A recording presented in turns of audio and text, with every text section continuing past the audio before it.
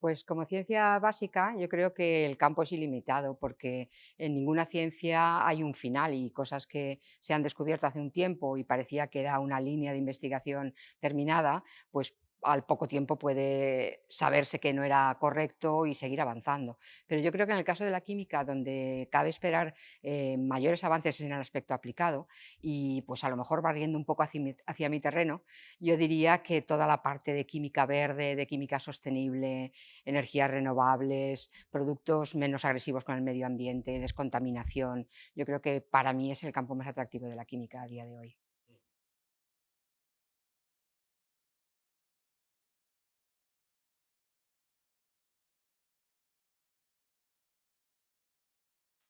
Bueno, yo creo que la química no se ha equivocado en nada. Yo creo que la quimiofobia ahora mismo, quimifobia, está muy en el mercado y lo vemos mucho, pero yo creo que algo parecido ocurre prácticamente en todas las ciencias.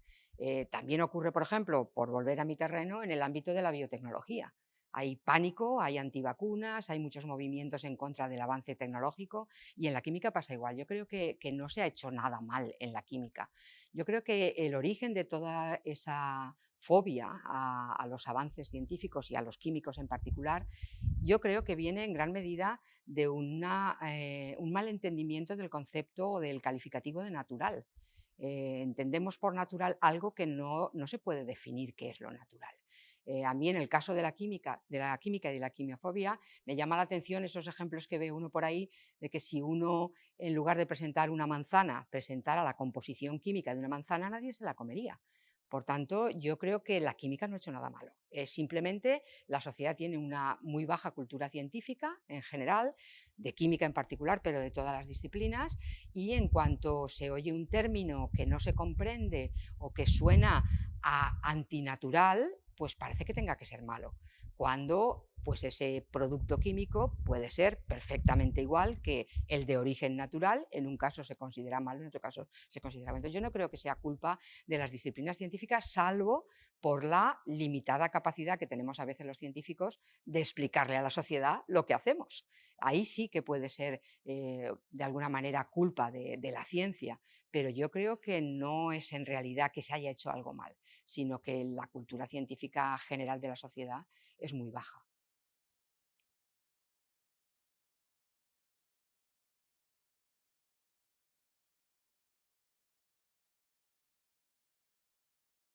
Yo creo que la crisis es muy diversa. Hay aspectos claramente biológicos por la enfermedad, por los efectos en el organismo humano, aspectos que están en el límite de lo biológico y lo químico, pues porque los virus todavía hay controversia en todo el mundo sobre si son seres vivos o no.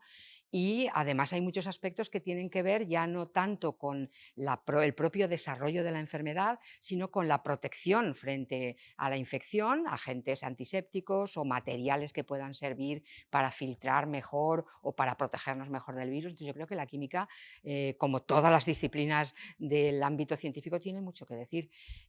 Por supuesto, el tema de fármacos o tratamientos basados en productos químicos que puedan tener efectos específicos contra el virus sin afectar demasiado a la salud de los seres humanos. O sea que yo creo que campo de actuación, por supuesto que tiene.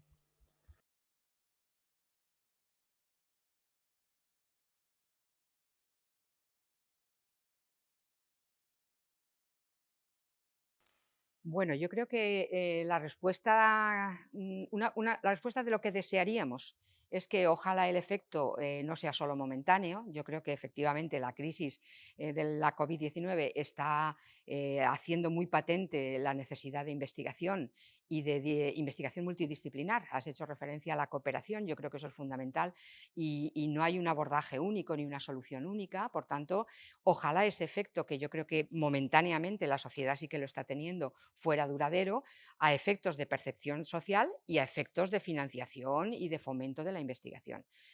Dicho esto, que es lo que sería deseable en mi opinión, también me gustaría decir que desgraciadamente muchas veces el efecto en la sociedad es negativo, es contrario al que uno esperaría Y me estoy refiriendo pues a que acaban despertándose hipótesis de conspiraciones y opiniones totalmente acientíficas sin ningún fundamento que a veces acaban calando en la sociedad más que las opiniones científicas. Por tanto, en el caso particular de la química, pues yo creo que a lo mejor esa visión negativa de la quimofobia que decíamos antes, pues puede verse un poco paliada si tuviéramos la suerte de que algún químico en este planeta fuera capaz de dar con un fármaco muy eficaz.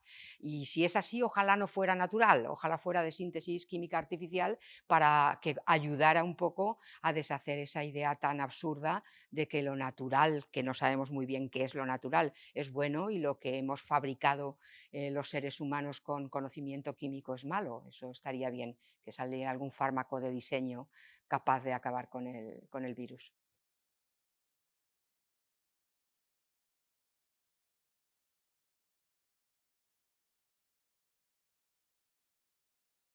Bueno, pues eso es difícil. Yo eso tengo que reconocer que he estudiado un poco, porque yo no soy química de formación y así como sería capaz de decir muchos avances de biología, pues de química a lo mejor me costaría un poco más, pero bueno, he estudiado, que para eso somos estudiantes, y a mí me parece que un tema de los que yo he visto que en los últimos 125 años ha evolucionado mucho y que ha tenido un impacto muy grande en la sociedad y que lo destaco justamente porque es muy controvertido a día de hoy, es el tema de los plásticos. Yo creo que es uno de esos grandes ejemplos que la sociedad tendría que entender como algo que es una maravilla para la sociedad y que ha ayudado a resolver y a mejorar la calidad de vida de los seres humanos de una manera enorme en los últimos 125 años, en un momento dado el avance de la ciencia y el adquirir nuevo conocimiento que no teníamos nos hace tenerle miedo a los plásticos y ahora los plásticos se han convertido en el gran problema del planeta y de las sardinas que nos comemos todos los días con los intestinos llenos de plástico. Es un ejemplo estupendo para desmitificar lo bueno y lo malo en la ciencia. A día de hoy sabemos lo que sabemos y es bueno. Entonces ese ejemplo a mí me parece estupendo. Pero también me gustaría destacar otros. Por ejemplo, pues el último premio Nobel de Química, que es lo de las baterías de litio, es algo revolucionario.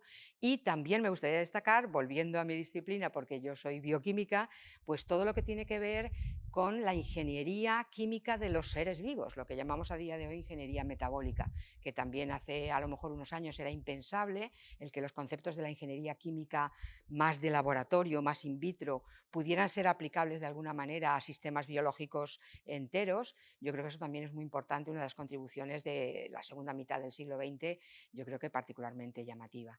Y bueno, pues haciendo repaso, por ejemplo, de los premios Nobel de los últimos años, llama mucho la atención cómo muchos de los avances espectaculares de la química tienen un contexto en el ámbito de la química de los seres vivos, que yo creo que es muy importante y que yo, pues como profesora de biología, siempre intento explicar a mis estudiantes que la vida es química en la base y que no se nos olvide nunca.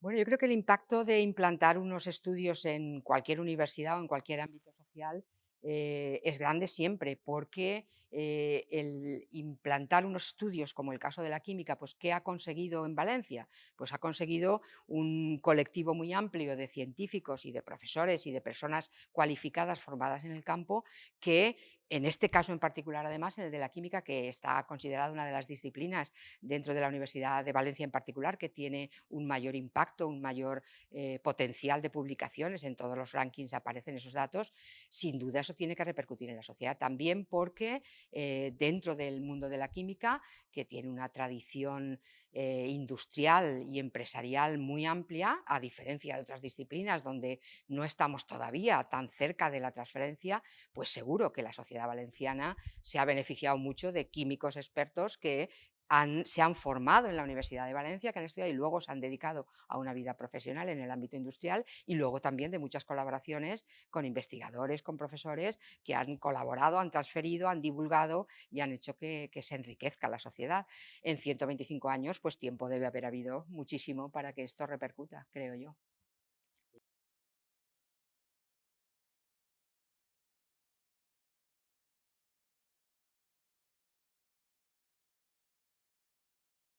Bueno, pues ya sabes que ahí me tocas el punto de flotación y te voy a ser muy sincera. Yo creo que la Facultad de Químicas hace unos años fue un referente total de innovación en educación en nuestra universidad y yo recuerdo perfectamente cuando todo el profesorado de la contornada pues iba a ver qué se hacía en la Facultad de Química en innovación docente. Em, eh, por tanto, yo creo que las metodologías de innovación y de enseñar química o cualquier otra disciplina desde una manera muy formativa para los egresados están ahí. Tengo que decir que, en mi opinión, pues las últimas reformas de planes de estudios no han acabado con toda la innovación educativa que a mí personalmente me hubiera gustado. Y un ejemplo estupendo de eso lo tenemos ahora justamente en la crisis de la COVID-19, donde yo creo que ha sido muy evidente que no estábamos preparados para una docencia online o para una manera de enseñar distinta.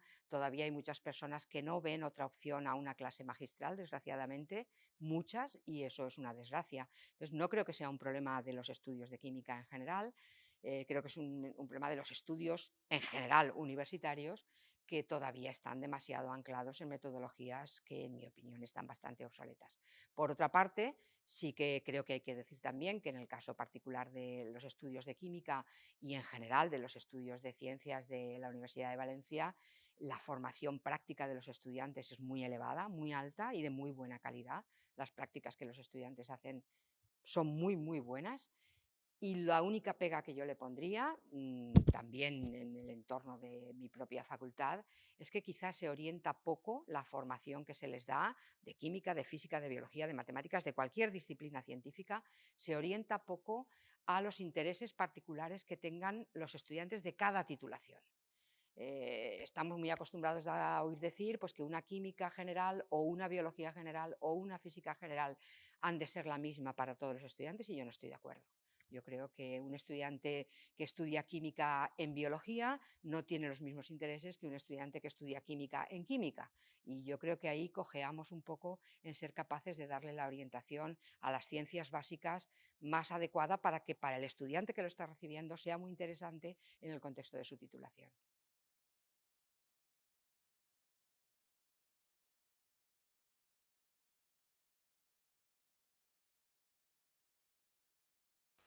Bueno, yo veo una necesidad imperiosa en el caso de la química y de cualquier otra disciplina científica, porque ya lo hemos dicho en otros momentos de la entrevista, la formación básica de la sociedad en ciencias en general y en química en particular es tan baja que prácticamente no se puede hablar con cualquier ciudadano medio que no tenga estudios específicos de nada científico. Por tanto, es una necesidad imperiosa. Yo creo que los retos en divulgación científica es hacer una divulgación que cumplan los objetivos que se pretende que cumplan. En mi opinión, hay muchos investigadores e investigadoras que no están dispuestos a hacer el esfuerzo que supone acomodar el discurso científico para que lo pueda entender todo el mundo. Y esos expertos y expertas, pues mejor que no lo hagan, porque yo creo que es contraproducente. Cuando uno intenta hacer divulgación, pero no es capaz de acomodar el lenguaje y de buscar los ejemplos o utilizar las estrategias que lleguen a la sociedad, se tiene el efecto contrario, creo yo. Entonces, más vale que no lo hagan. ¿Qué tenemos que conseguir? Pues que cada vez haya más científicos que sí que lo quieran hacer. Y entonces eso pasa, primero, por una formación específica, porque yo creo que aparte de la soltura innata que pueda tener una persona u otra, hay que formarse para hacer divulgación. Para que un científico se quiera formar en hacer divulgación, tendrá que estar valorado, tendrá que estar reconocido y volvemos un poco siempre a la misma historia. Sí que hay científicos que son excelentes divulgadores y debería fomentarse mucho que lo hicieran. Por tanto, para mí el reto es que la divulgación sea considerada una actividad científica, como todas las demás, con todo el mérito, todo el reconocimiento, todo el valor y toda la formación para que las personas que quieren hacer el esfuerzo lo puedan hacer bien. Y desde luego hacerlo en los entornos más sociales posibles. Y me viene muy bien ahora para mencionar el Teatro de la Química, que creo que es un buen ejemplo de cosas que se pueden hacer para que la sociedad vea la divulgación de una manera amena y divertida. Porque si no es amena y divertida, nadie va a ir a una sesión un sábado a las 8 de la tarde o después de trabajar o vete tú a saber en qué horario a aprender de algo difícil. Hay que hacerlo asequible y ese es el gran reto, que los científicos estén dispuestos, preparados y sepan hacerlo así. Mm.